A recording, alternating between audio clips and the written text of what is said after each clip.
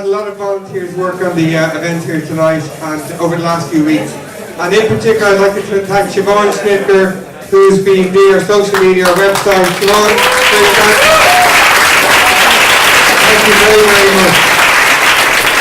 Okay, Smudged Cat Games, David Johnston.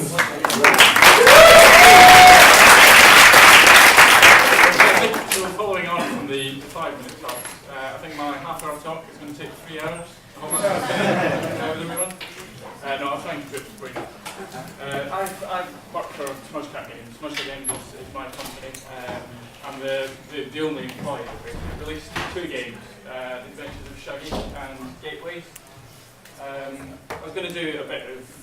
I've worked at a AAA studio for a year, so I was going to do a bit of a comparison of working in a AAA studio as opposed to being an indie developer. I want to say indie developer. I actually work from home, so I've been entirely myself. Indie developers have got their own offices and things like that. But from my point of view, I think indie development is from that point of view. So I worked at Rare, that was the AAA studio that I worked at for 1 year. It wasn't even quite a year. I just liked it so much that I left after within that year. And since then, I did other non-games software engineering jobs. I basically got completely disillusioned with the games industry. It was what I really wanted to do, but then once I got there I discovered that I didn't really like it very much. So did various other jobs, always worked on games as a hobby in my spare time, worked on various different things. And then in 2007 I started making The Adventures of Shaggy using the XNA framework that Microsoft developed. Into the Dream Build Play competition run by Microsoft. And it got one of the top 20 places. Didn't unfortunately get one of the winning prizes, which was a bit of a shame. But it got noticed enough that I managed to secure a publisher. And everything was going quite well with them, with Sierra Online. I was making getting milestone payments for getting to various points in the game. But then they unfortunately got taken over by Activision Blizzard. Thank you, yes.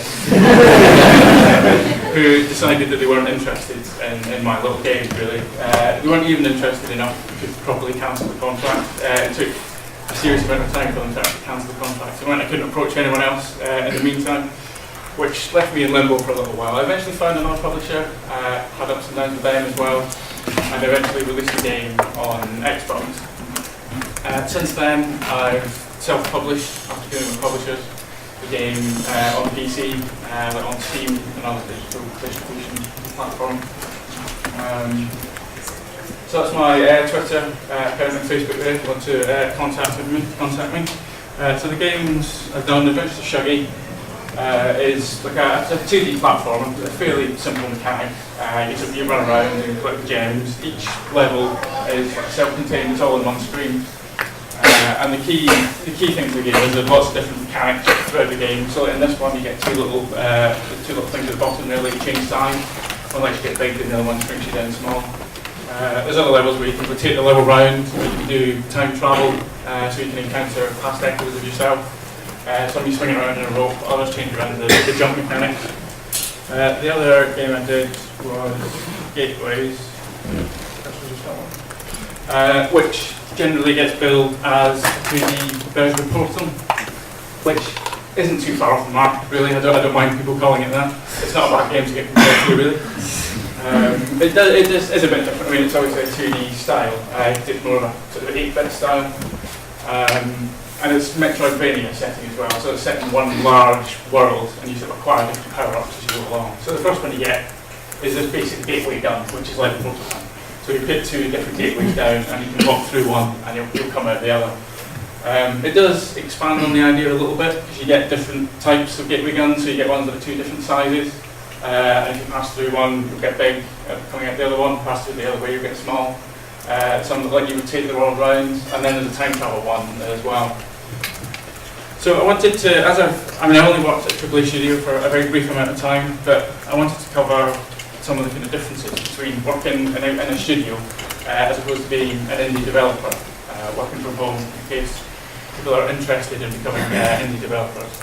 I mean, one of the main things is the working hours. If you're at a game studio, I'd like to say you would work 9 to 5 hours, but chances are you'll be working much longer hours.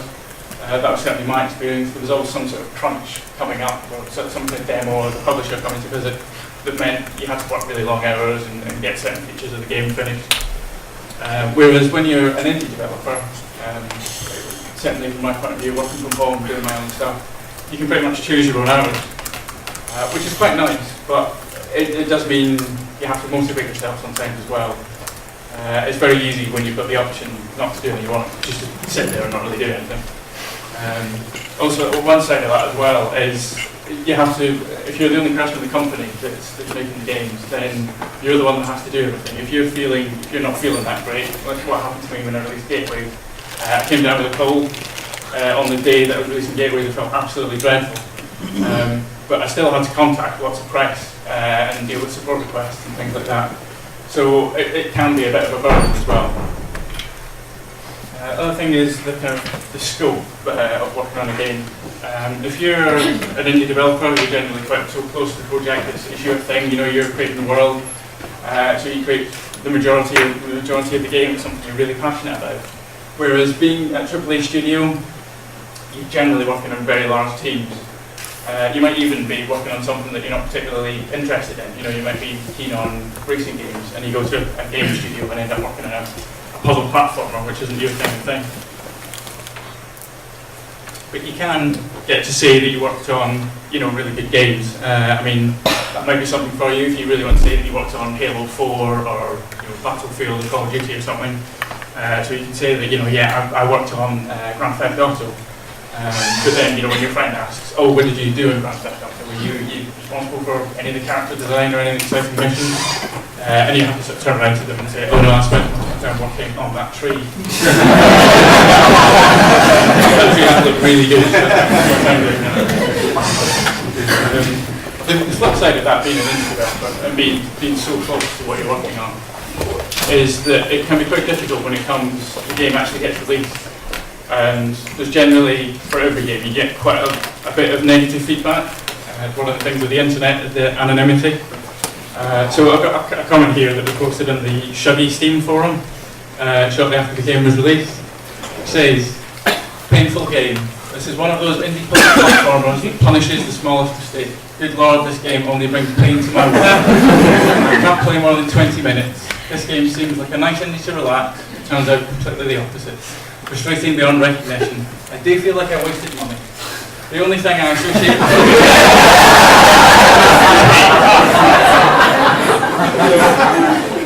having spent 2 years developing a game, putting blood, sweat and tears into it, reading something like that can really get you down. I mean, a lot of really positive comments appeared about Shuggy. I mean, it was reviewed in a lot of websites and big publications, which have much more readership than this guy. But for some reason, this kind of thing tends to stick with you if you're so close to the project. And it's the sort of, you need to read about 20 positive comments and cancel out every negative one. This is one of the cleaner comments that I find. Some of them could be a lot worse as well. So what else? The salary, that's quite a major issue. Indie pay is generally not so good. That's been my experience anyway, as I'll see later.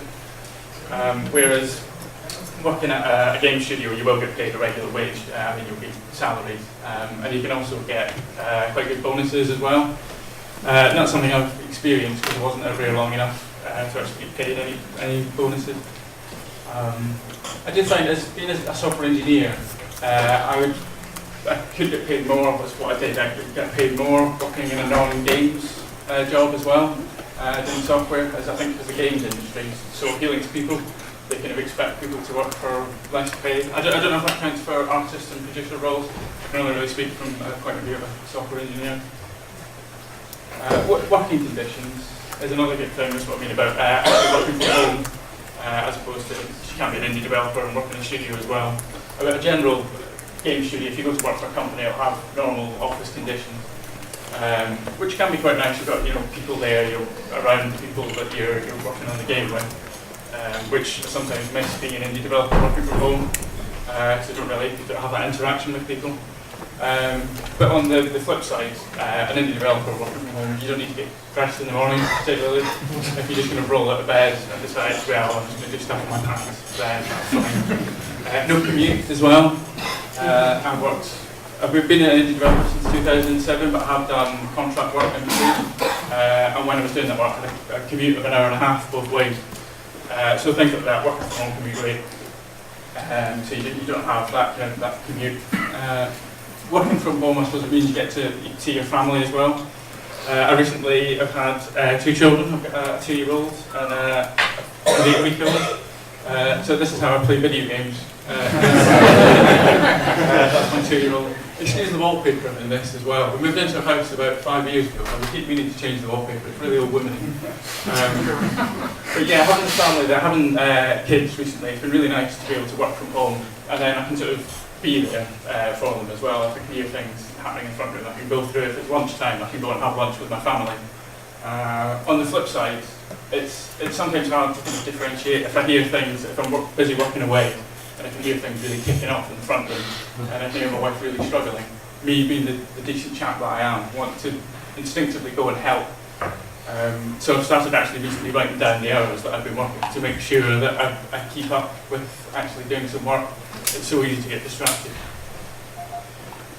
So if you haven't put you off becoming an indie developer, what are the things that you do to get started? There's plenty of tools out there if you want to start making something. Unity, XNA, Game Maker. Wouldn't necessarily recommend XNA now, although that's what I use, because Microsoft have stopped supporting it anymore. There is Monogame there to fill a bit of the gap, but to be honest, it would be best using something else like Unity. Try and choose something simple, a simple game to start with. Don't make your first game of World of Warcraft style, massively multiplayer thing, which a lot of people seem to do. I think you see AAA games and think, oh yeah, I could do that much better, and I don't quite realise the scope of the game. Try and choose a really simple concept, but try and give it a unique twist, so that at least you'll be able to finish the game, but hopefully there'll be something there that will help you stand out from the crowd. One of the important things is finish it as well, which a lot of game developers struggle with. It's far too easy to have a great idea for a game, then you start working on it, and then all of a sudden you have another great idea, so you start working on that and leave that one, think I'll come back to that later. And generally when you work on that one, you think, oh yeah, I've got another great idea for a game, and then you start working on that, and you end up with a load of unfinished projects. I mean, I've personally done that. I've got a hard drive full of projects, some I've spent months on, which has just been a complete waste of time. Just try concentrate on one thing and actually get it finished. And once you're finished, let everyone know, get it out there. Digital distribution now makes it really easy to get your game out there. You just stick it up on your website, you can transport it if you want, make it freeware, and you can direct everyone to it. But you've got to make sure that you tell people. I think there's a misconception that you can release a game and eventually some people will find it and they'll kind of talk about it to the friends, and it will somehow expand and they'll tell more people, and it's this kind of viral marketing idea, which in my experience just doesn't really particularly happen. I think most of the viral marketing campaigns you've heard of have probably had a significant boost to actually get started in the first place. So make sure when you market your game properly, contact plenty of websites, follow up if you don't get a response from them. Websites get hundreds of emails every day from game developers wanting them to cover their game. So try and do whatever you can to stand out amongst the crowds and sort of keep at them. Don't sort of let the ball drop. Keep emails brief, I would say, if you contact them. Because they get so many emails, don't have a massive block of text, that will just immediately put them off. Just be sure to have a brief description of the game and kind of a link to all the relevant information so that they can download it if they need, plenty of screenshots and videos and things like that. Don't be afraid to give away copies of the game on Twitter and Facebook and Reddit. Use social media as much as you can, it's really good. Twitter, particularly for indie game developers, seems to be very popular. And yeah, given that I've done quite a few giveaways for my games on Twitter, and it always leads to, you normally say, yeah, retweet this, and so many people will win a copy of the game. And it always leads to people retweeting, and then you'll get a load of new followers, so it will help with any future announcements. Enter the game into competitions. That's how I got started with Shuggy, entering it in the Dream Build Play competition. the people running competitions will be generating their own PR. So if you become one of the winning entries in the competition, you're kind of automatically piggybacking off that PR. If we're all right with time, I was going to cover some of my sales for Shuggy to give an idea. He's not here.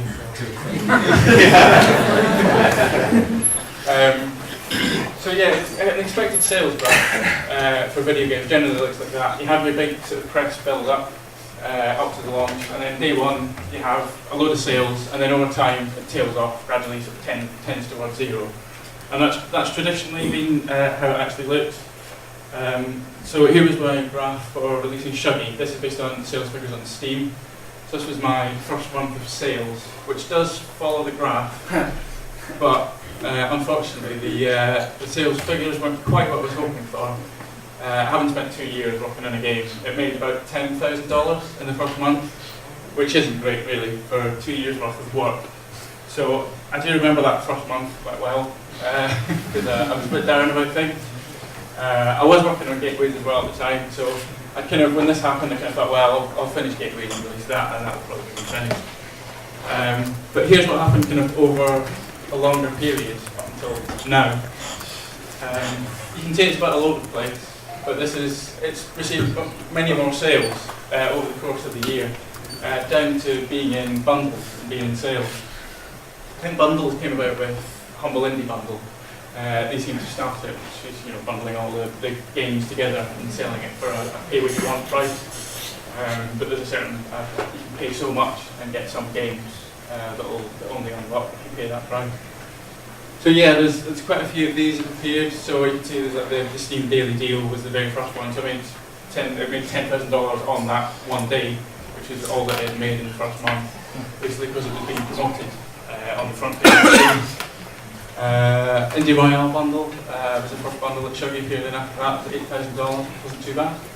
It was in the Halloween Steam sale. I did also release new levels for the game when it came up to Halloween, because Shuggy is quite themed around Halloween. And I did wonder at the time how much difference adding the new levels actually made, or whether it was just that it was part of the Steam sale. And I think the most recent Halloween Steam sale figures probably answers that question.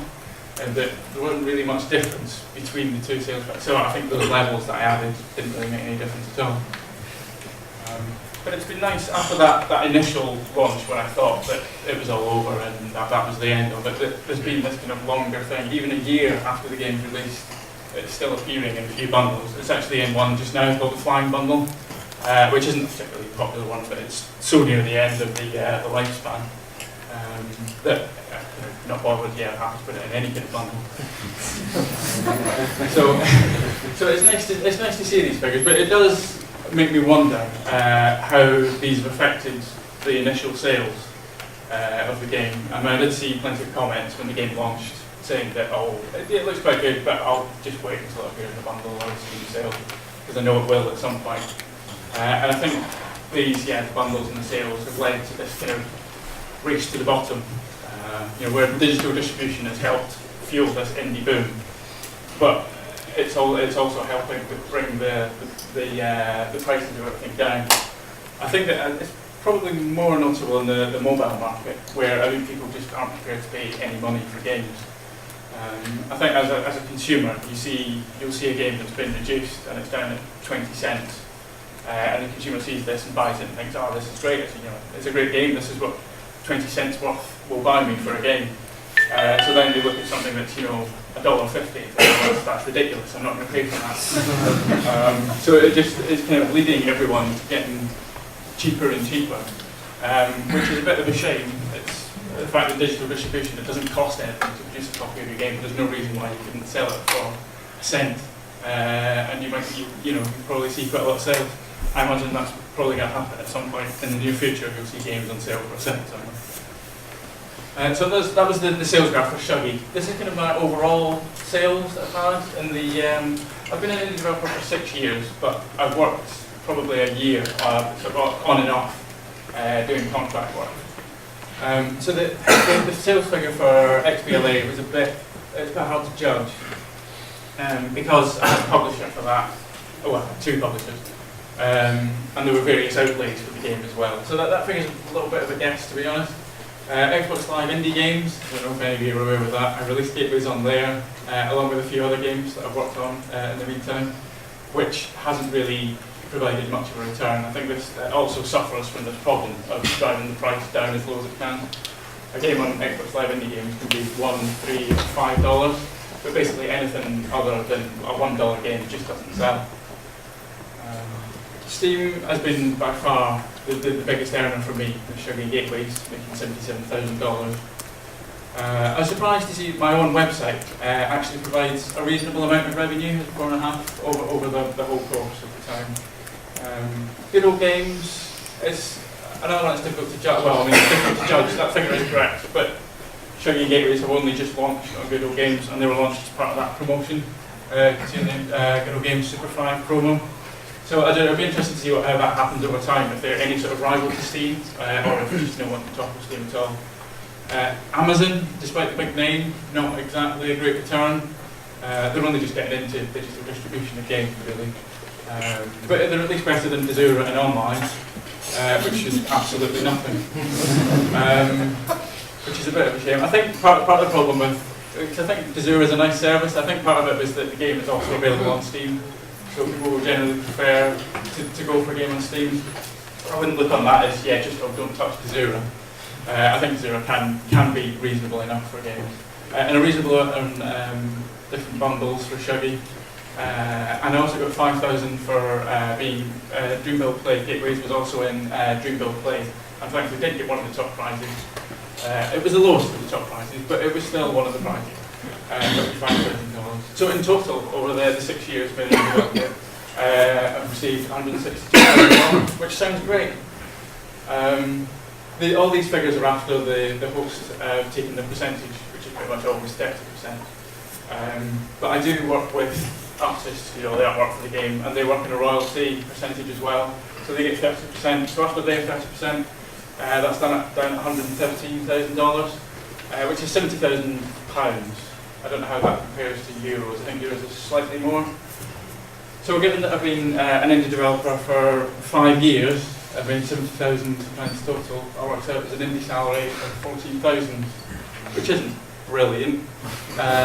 It's better than the minimum wage, which is quite nice.